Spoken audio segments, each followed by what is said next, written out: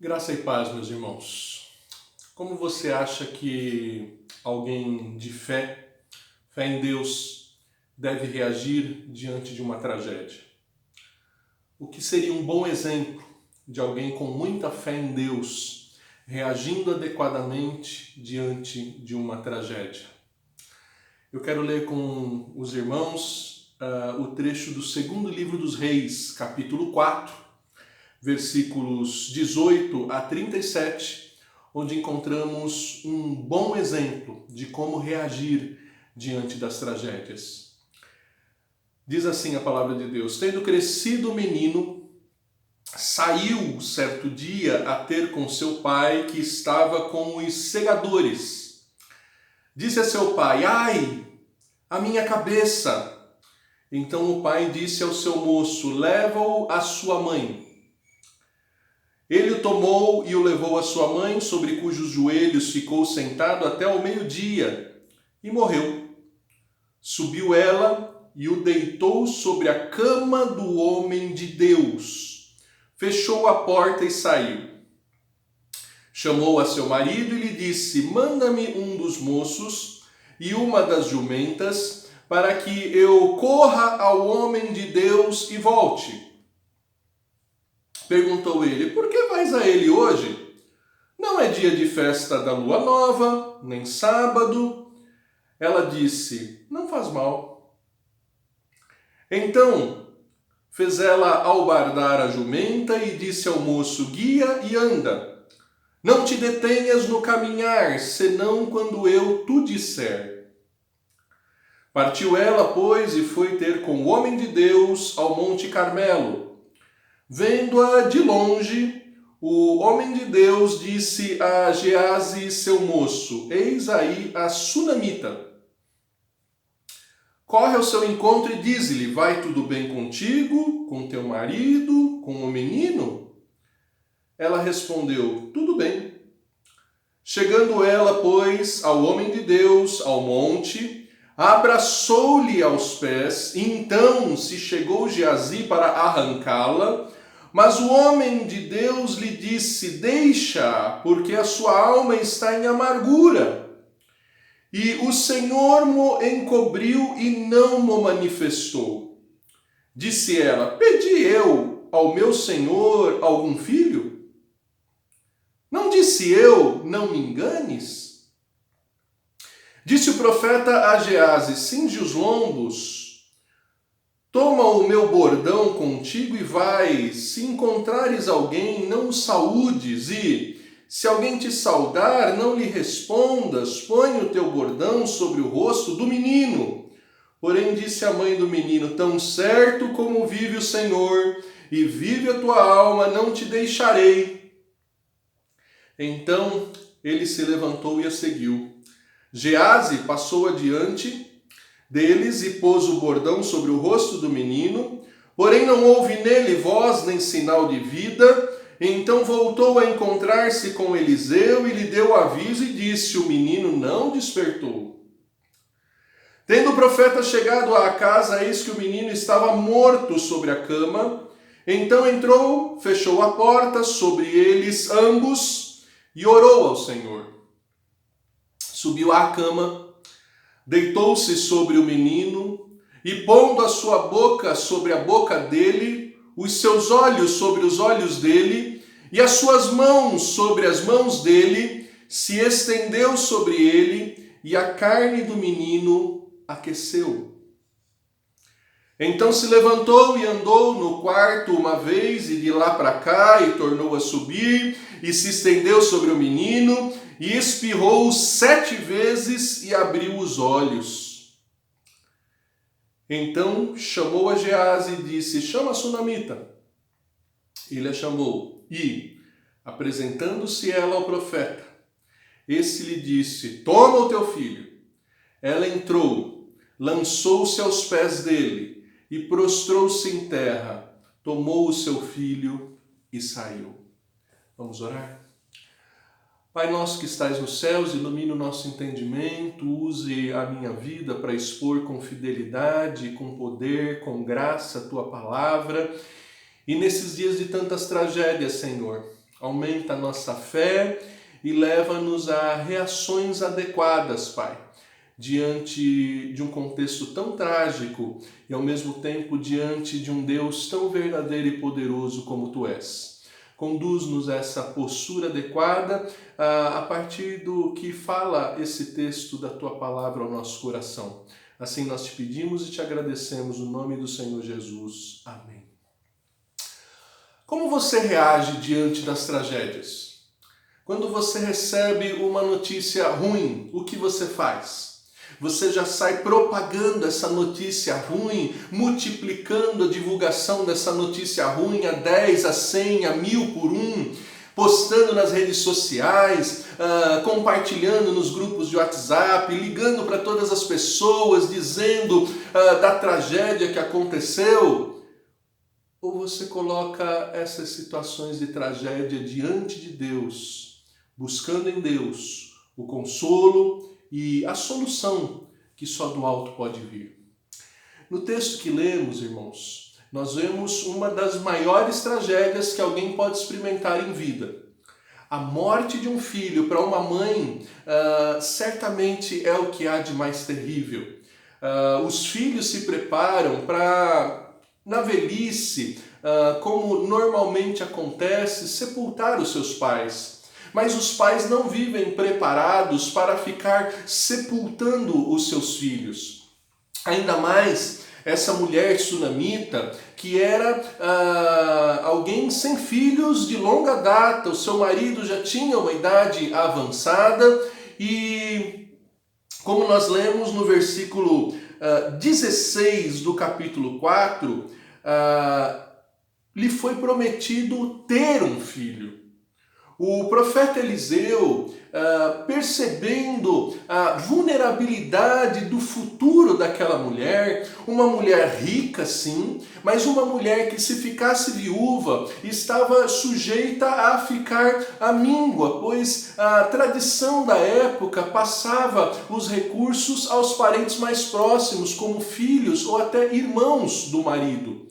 E além disso, isso certamente lhe trazia uma profunda amargura, uma profunda tristeza, pela falta de um filho, pela falta de uma criança. E essa mulher que já tinha reconhecido em Eliseu a identidade de homem de Deus, de portador da palavra de Deus, já tinha convencido seu marido a construir um cômodo para que Eliseu, sempre que passasse naquela região, tivesse ali a sua hospedagem, tivesse ali o seu local de descanso.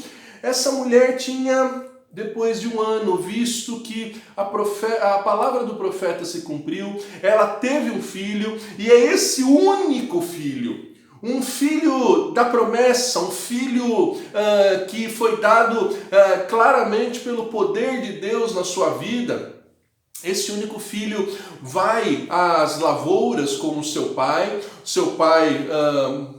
cheio de posses, cheio de condições, seu pai que certamente supervisionava ali os seus funcionários, e sente uma dor na cabeça. Como lemos, ele grita: "Ai, minha cabeça!" Isso era cedo. O texto não traz maiores detalhes. Por que essa dor de cabeça? Um tumor, uma hemorragia, um acidente vascular cerebral? Nós não sabemos a causa dessa doença, mas nós sabemos que após essa dor, não demoraram muitas horas, o menino é levado ao colo da sua mãe, diz que ficou sentado nos joelhos da sua mãe, no colo da mãe, e ao meio-dia desfaleceu, veio realmente a morrer. Que tragédia! Certamente a maior das tragédias que alguém pode experimentar, ver uma criança morrer em seus braços. E o que essa mulher fez diante dessa tragédia? O que essa mulher fez? Em primeiro lugar, essa mulher apresentou sua tragédia em um lugar dedicado a Deus. Sim, o texto diz que no versículo 21, subiu ela e deitou sobre a cama do homem de Deus e fechou a porta e saiu. Que cama era essa? Queridos, no versículos 9 a 10, do mesmo capítulo 4 do 2 Reis, nós lemos: ela disse a seu marido: vejo que esse que passa sempre por nós é santo homem de Deus. Façamos-lhe, pois, em cima um pequeno quarto, obra de pedreiro, e ponhamo-lhe nele uma cama, uma mesa, uma cadeira e um candeeiro. Quando ele vier à nossa casa, retirar-se-á para ali. Sim, aquela cama onde ela depositou seu filho era um lugar que ela havia dedicado a Deus. Ela, em combinação com seu marido, identificando Eliseu como um profeta, como um santo homem de Deus, decidiu investir na proteção, no cuidado daquele servo de Deus. E aquela cama era parte da sua dedicação à obra de Deus. Ela tinha promovido a construção daquele quarto e aquela cama era parte daquele plano, parte daquela dedicação. Ela coloca a sua tragédia num lugar dedicado para Deus, num lugar dedicado ao Senhor. Ela não sai expondo aos quatro cantos o tamanho da sua tragédia, a gravidade da sua tragédia. Não! Ela discretamente coloca o corpo morto do menino, o cadáver do menino, sobre a cama onde o profeta Eliseu muitas e muitas vezes deitou-se. Queridos, isso é um evento muito parecido, idêntico ao que aconteceu com uma viúva na cidade de Sarepta, que também tinha um único filho, e esse filho veio a morrer. Diz o primeiro livro dos Reis, capítulo 17, depois disso, versículo 17... depois disso adoeceu o filho da mulher, da dona da casa, e sua doença se agravou tanto que ele morreu. Então disse ela a Elias: que fiz eu, homem de Deus? Vieste a mim para trazeres à memória a minha iniquidade e matares o meu filho? Ele lhe disse: dá-me o teu filho. Tomou-o dos braços dela e o levou para cima ao quarto, onde ele mesmo se hospedava, e deitou na sua cama. O profeta antecessor de Eliseu, aquele que preparou Eliseu e estava dando continuidade no ministério de Elias, acontece na sua vida algo exatamente igual ao que aconteceu com seu antecessor. Para que ficasse claro de que, independentemente da pessoa, o que realmente estava em evidência era o Deus a quem esses profetas serviam, a palavra do Deus que esses profetas proclamavam, o Espírito de Deus que tinha se apoderado desses profetas para proclamar a sua revelação. Colocaram o menino na cama de Elias, colocaram o menino na cama de Eliseu. E, queridos, eu me lembro também de um outro homem que coloca o seu filho num lugar dedicado a Deus. O Abraão, pai da fé, quando provado por Deus e pedido por Deus para que entregasse o seu único filho ao Senhor, livro de Gênesis, capítulo 22, versículo 9, nós vemos Abraão que pela fé obedeceu a palavra de Deus, coloca o seu filho sobre um altar e estava pronto para obedecer até que houvesse o sacrifício do seu único filho. Mas é mais interessante ainda lembrar e saber que a carta aos Hebreus nos explica que essa atitude de fé que Abraão teve, colocando seu filho sobre o altar, decidido a cumprir o sacrifício dedicado e comandado pelo Senhor, era uma prova real da sua fé num Deus que opera a ressurreição. Carta aos Hebreus, capítulo 11, versículos 17 a 19, nós lemos o seguinte: pela fé, Abraão, quando posto à prova, ofereceu Isaque, que estava mesmo para sacrificar o seu unigênito, aquele que acolheu alegremente as promessas, a quem se tinha dito: em Isaque será chamada a tua descendência, porque considerou que Deus era poderoso até para ressuscitá-lo dentre os mortos, de onde também figuradamente o recobrou. Sim, irmãos. A sunamita coloca o seu filho num lugar dedicado a Deus, a cama do profeta. A viúva de Sarepta leva o seu filho morto para os braços do profeta Elias, que deposita esse também morto menino na sua própria cama, na cama do profeta. Abraão dedica o seu filho num altar, um lugar dedicado ao Senhor. Agora nós, irmãos, como podemos colocar as nossas tragédias em um lugar dedicado ao Senhor? Quando nós vamos ler Mateus capítulo 8, versículo 20, nós ficamos sabendo que o nosso Senhor Jesus não tinha onde reclinar a sua cabeça. Quando nós vamos ler Mateus capítulo 8, 24 a 25, nós ficamos sabendo que Jesus estava dormindo num barco, enquanto uma grande tempestade rodeava aquele barco e promovia o terror e o pavor de uma iminente tragédia. Sim, o nosso Senhor Jesus não tinha lugar para dormir.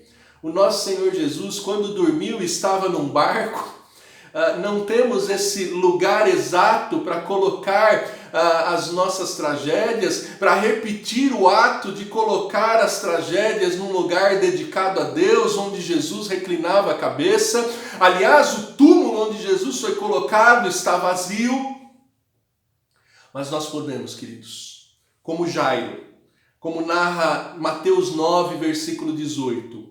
Jairo, que tinha a sua filha morta, e foi até Jesus e disse: Jesus, a minha filha morreu, mas eu creio que se o Senhor for à minha casa, ela há de ressuscitar.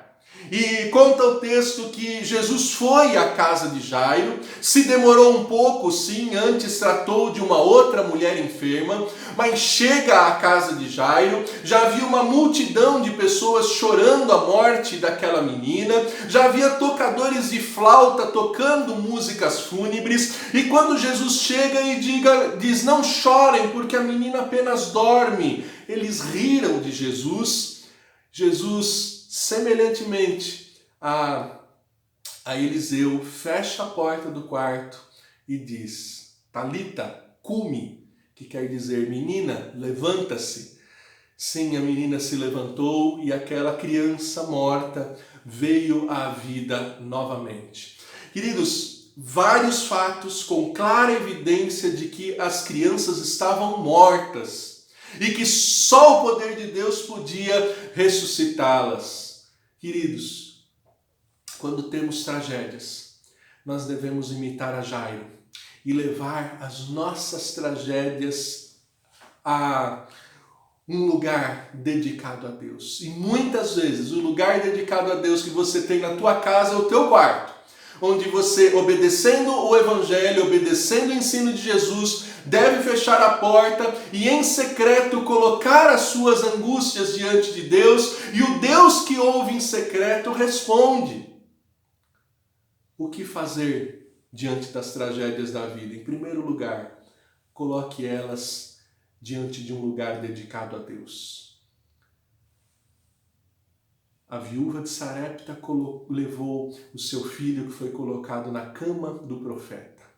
A mulher sunamita colocou o seu filho morto na cama dedicada ao profeta. Jairo levou Jesus à sua casa.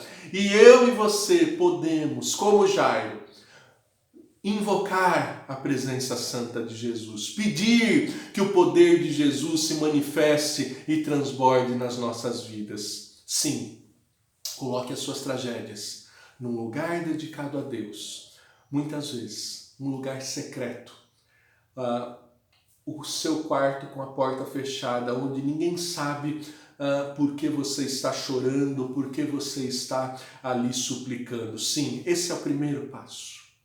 O segundo passo é: compartilhe seus problemas somente com servos de Deus. Queridos, hoje na época das mídias sociais, existe uma avalanche de multiplicação, de divulgação de tragédias, e eu penso que não deve ser assim.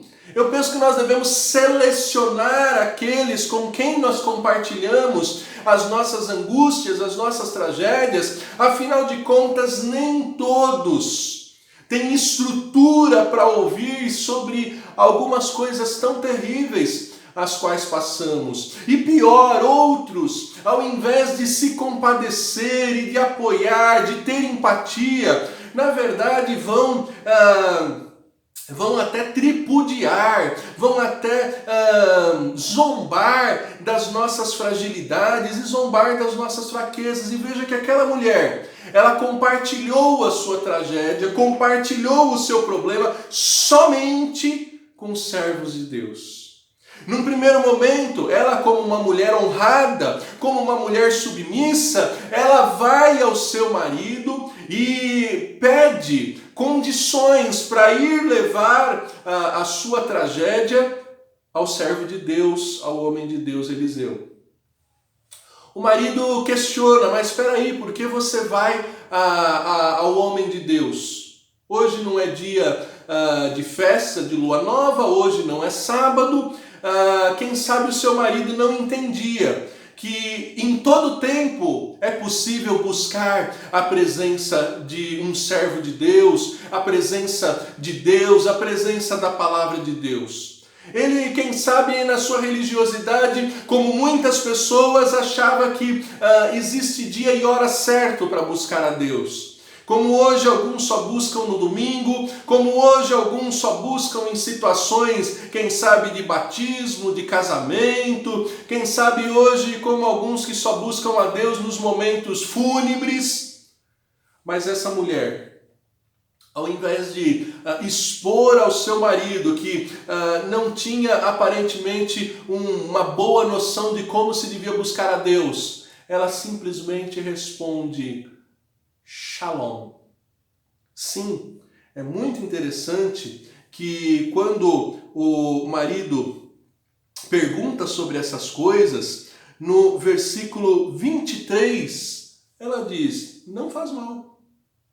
A tradução desse não faz mal é a palavra shalom do hebraico, que expressa paz abundante, expressa harmonia, expressa que todas as coisas estão plenamente bem, não apenas uma paz de isenção de guerra, de falta de guerra, mas uma paz que diz: olha, tudo está funcionando muito bem. É a saudação que os judeus até hoje dão uns aos outros, shalom, desejando que tudo vá maravilhosamente bem. Para nós que temos o Novo Testamento, shalom nos faz ter a ideia do que diz Romanos, capítulo 8, versículo 28, quando diz: tudo vai bem. Todas as coisas cooperam para o bem dos que amam a Deus e são chamados segundo o seu propósito. Essa mulher não compartilha sua tragédia nem mesmo com seu marido. Diferentemente de algumas mulheres, que o marido nem chegou em casa do trabalho e já fica transbordando os ouvidos dos seus maridos, já fica despejando uma série de problemas, uma série de dificuldades infinitamente menores do que a morte do próprio filho. Não, essa mulher não compartilha sua tragédia, senão com o servo de Deus. Ela é autorizada a ir, o seu marido lhe dá as condições, a jumenta, ela monta naquele animal e dá as instruções de que o foco devia não parar, não se deter, não perder tempo até que encontrasse o homem de Deus, Eliseu, o profeta. E quando ela já está próxima de chegar a Eliseu, Eliseu do Monte Carmelo avista aquela mulher e manda o seu moço, o seu servo, o seu auxiliar, podemos dizer o seu estagiário, diz: vá até ela Indague se está tudo bem com ela, com o marido, com o filho. E novamente a resposta daquela mulher é Shalom. Sim. Ela responde que estava tudo bem. Queridos, alguém que tinha acabado de ver desfalecer o seu filho, alguém que tinha acabado de pegar o cadáver do seu filho e colocar sobre a cama do profeta, das duas uma, ou estava sendo muito cínica em dizer que Shalom, tudo vai bem, ou realmente era alguém muito focada e que sabia que não adiantava ficar compartilhando as suas tragédias, compartilhando os seus problemas com aqueles que não tinham a palavra de Deus, com aqueles que não tinham o poder de Deus para de algum modo lhe apresentar uma solução, uma explicação, um socorro. E era exatamente isso. Quando ela chega, ela abraça os pés do profeta. O auxiliar Geazi tenta afastar, mas o profeta esclarece: não, deixa ela, isso é amargura de alma, e Deus não tinha me revelado sobre essa amargura. E isso é interessante porque algumas vezes as pessoas acham que nós, pastores, presbíteros, servos de Deus, temos bola de cristal e que adivinhamos as tragédias, as aflições, as angústias que as pessoas estão passando. E fique sabendo, queridos, onisciente é só Deus. Eliseu não era onisciente, Elias não foi onisciente, onisciente é só Deus. Nós precisamos ouvir muitas vezes para poder compartilhar uma palavra de Deus ao seu coração, mais específica para aquela tragédia que você está passando. Nós precisamos saber muitas vezes qual é o tamanho, a proporção, as condições da tragédia que você está passando, para de uma forma fraterna compartilhar com você a palavra de Deus, orar com você e suplicar a Deus o favor de Deus sobre a tua vida. E assim foi com Eliseu. E Eliseu disse: olha, não afaste ela, isso é amargura de alma. Uma atitude exatamente igual à que aconteceu com Maria, irmã de Marta e irmã de Lázaro, aquele quem Jesus amava e cuja morte e ressurreição estão narrados no livro de João, capítulo 11. Em João 11:32, Maria abraça os pés de Jesus, como um sinal de prostração, de humildade, de carência, de algo surpreendente para a sua vida. Nós não saímos por aí abraçando os pés de ninguém. Nós só fazemos isso quando estamos desesperados e percebemos que alguém pode realmente satisfazer aquilo que nos traz tanto desespero. E ela faz isso, e ela faz isso. E aí Eliseu delega o serviço, manda que o seu servo fosse com o seu bordão, sinal da sua autoridade, tocasse a face do menino. Mas aquela mulher não se contenta com essa terceirização do milagre. Essa mulher não se contenta porque ela só via em Eliseu a palavra de Deus. Ela só via em Eliseu a presença do Espírito, o mesmo Espírito que estava em Elias. E por isso ela disse: tão certo como o meu Senhor vive, tão certo como Deus vive. Ela cria num Deus vivo, mas ela também disse: eu não vou me apartar sem que você vá até lá. E assim eles foram. Mas o servo obedeceu e foi à frente, fez o que o seu servo tinha mandado, o que o seu senhor tinha mandado, tocou na face do menino com o bordão, não viu nenhum resultado, voltou e deu testemunho. Realmente, o menino não despertou. O milagre tinha agora mais de uma testemunha. Não apenas a mãe, que tinha devoção ao mesmo Deus que o profeta, mas o servo do profeta viram que realmente o menino estava morto. E assim, nós vemos que aquela mulher compartilhou dos seus problemas somente com o servo de Deus. Ela não compartilhou com seu marido, ela não compartilhou com o Gease, servo de Eliseu, compartilhou a sua tragédia somente com quem tinha a palavra de Deus, com quem tinha a fé no mesmo Deus que ela. Seguindo a leitura do texto, nós vamos ver que Gease era alguém que ainda estava extremamente imaturo, que comete pecados escandalosos e por isso, realmente, não tinha como ele ser o instrumento de Deus para que aquele maravilhoso milagre acontecesse. Queridos, hoje nós não temos Elias, Eliseu, nós não temos Jesus como Maria tinha para abraçar os pés fisicamente e esperar que ele ressuscitasse o seu irmão Lázaro.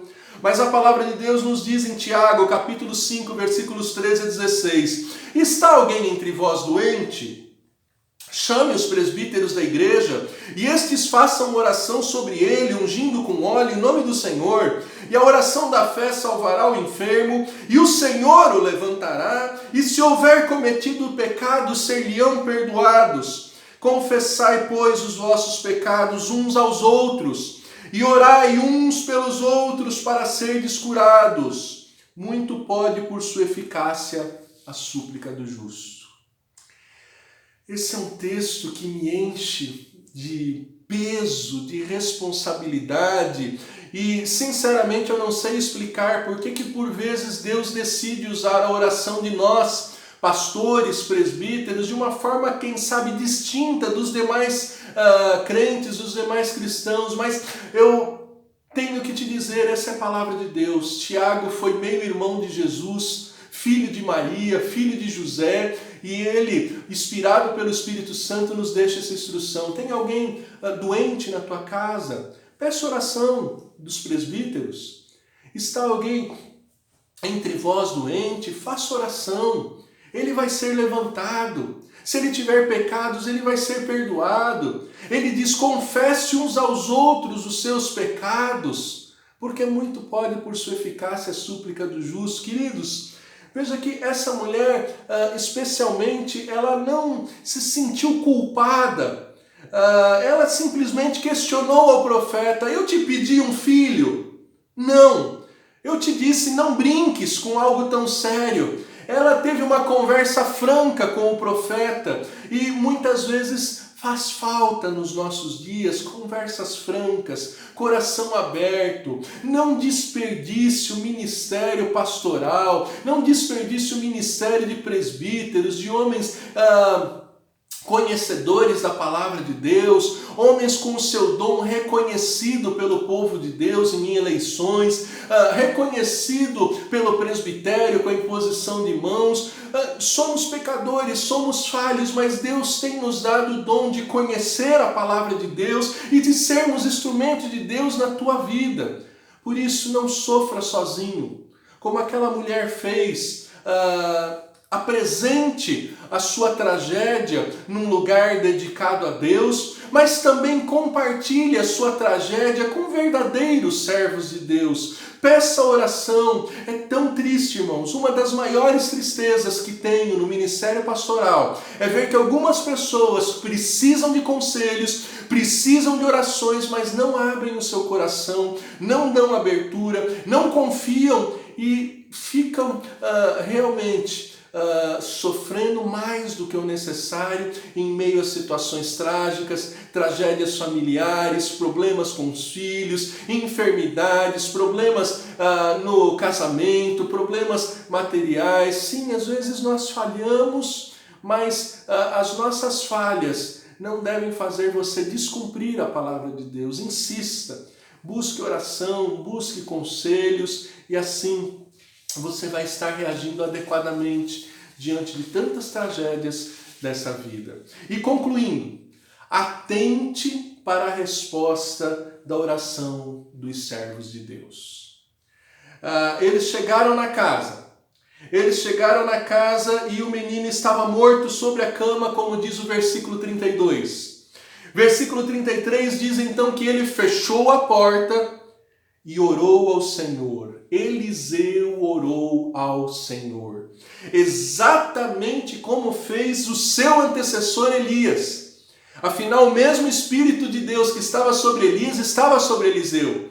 Eliseu sabia que ele não era o Todo-Poderoso para resolver aquela questão. Ele não tinha poder para trazer ninguém de volta à vida, mas ele tinha um Deus que já havia ressuscitado o filho de uma viúva em Sarepta, e o mesmo poder, o mesmo Deus continuava ouvindo as suas orações. Por isso ele ora ao Senhor, como diz o versículo 33, como 1 Reis 17, 20 a 21, Elias orou mais de uma vez, e ele repete aquele exercício que Elias repetiu, um exercício de se colocar diante do corpo do menino. Algumas pessoas vão querer minimizar o milagre, dizendo que o menino estava apenas com hipotermia, que o menino estava apenas com uma parada cardíaca, uma parada respiratória. Mas, queridos, o trajeto que aquela mulher fez com uma jumenta demorava no mínimo 2 horas. Quem sabe 2 horas para ir, 2 horas para voltar. Dificilmente uma parada cardíaca é revertida após os primeiros 7 ou 10 minutos da parada. Quanto mais algo há 2 ou 4 horas que já havia acontecido. Queridos, tecnicamente, essas práticas de aquecer o corpo do menino, essas práticas de promover respiração boca a boca, ventilação forçada, não funcionariam naquele evento. Eu creio sim que o profeta cria que o mesmo Deus que colocou o fôlego de vida em Abraão, o mesmo Deus que soprava a palavra nele para que ele profetizasse, esse Deus tinha como comunicar desse espírito de vida para aquele menino. E assim foi feito. Assim foi feito e a vida voltou àquele menino. Aquela oração que Eliseu fez teve resposta. Assim como a oração de Elias teve resposta. Assim como todos que se encontram com o Deus vivo, Jesus Cristo, recebem resposta. Certa vez uma viúva numa cidade chamada Naim teve a sorte de ter o cortejo fúnebre do seu único filho se encontrar com a multidão que seguia Jesus. E Jesus tocou o esquife, Jesus trouxe à vida aquele filho daquela viúva de Naim que estava caminhando para a sepultura.